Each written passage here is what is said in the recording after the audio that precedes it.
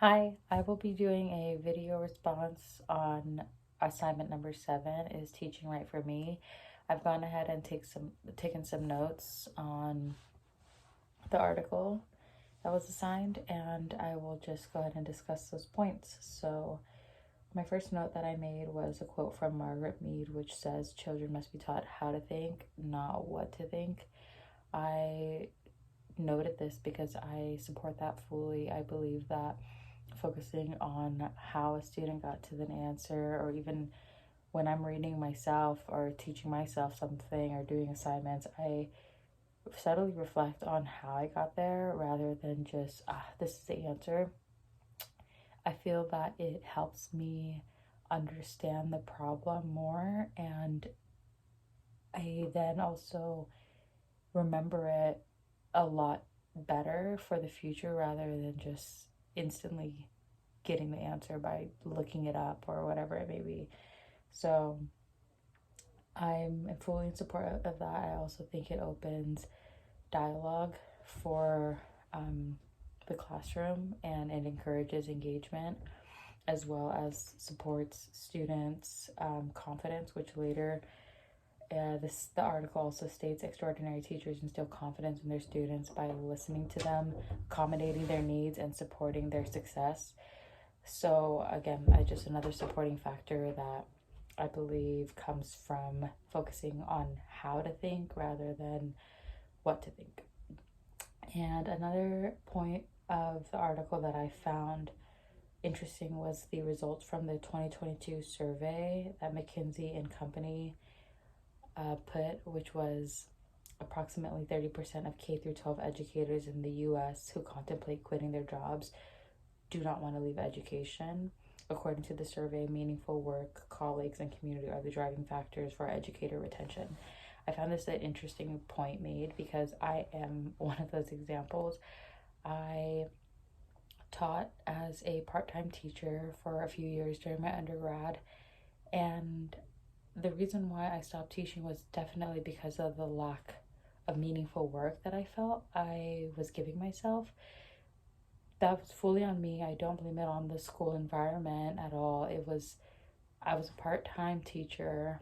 I was only there for a few hours. I was, you know, just I lacked patience as well, which is later on is one of the characteristics of a great teacher. I definitely lacked patience.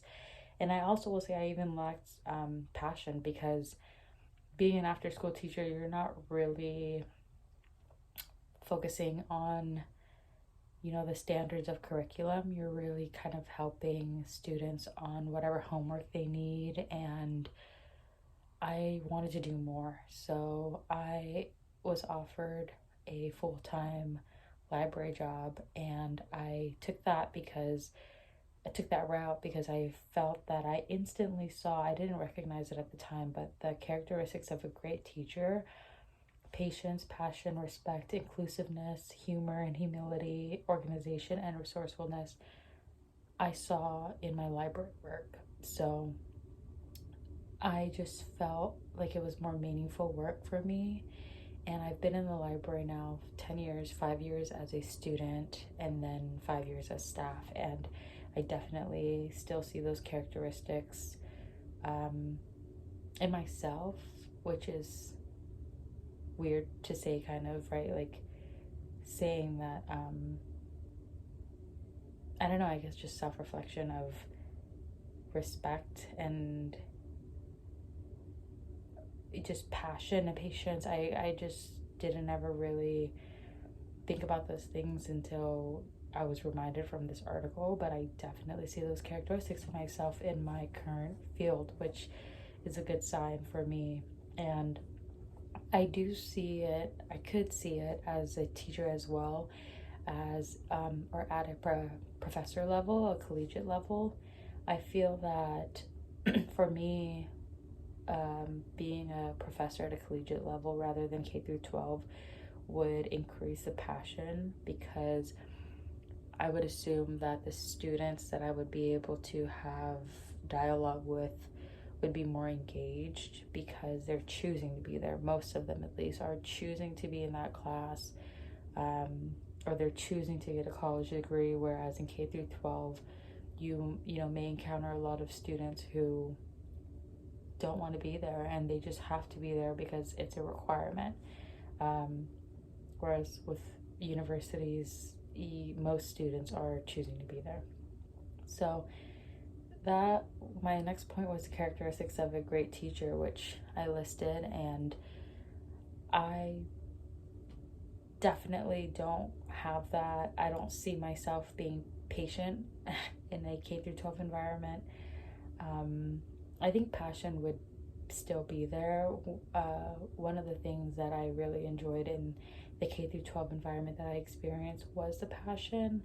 I created or I developed, you know, many great relationships with colleagues and students that I felt came out of my passion for just communication, and I'm not sure what else, but I think that was there. Respect was also there.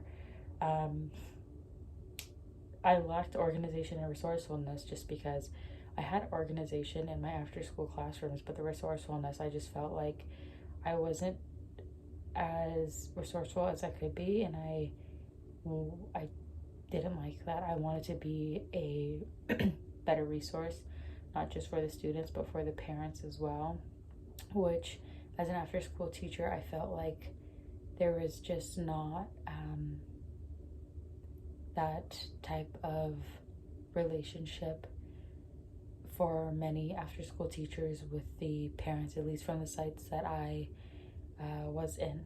And that may be different for other sites, so who knows? And it may just be because my lack of patience didn't allow me to do that. So I really enjoyed this article, and again, it helped me reflect on characteristics of a great teacher, or a great, really, any profession that you may find yourself in. I definitely thought that when I read the points of characteristics for a great teacher, I was thinking, well, hey, I kind of see these things in myself as a, you know, library worker, and I would hope that a doctor would have these same points of passion, patience, respect, etc., as well.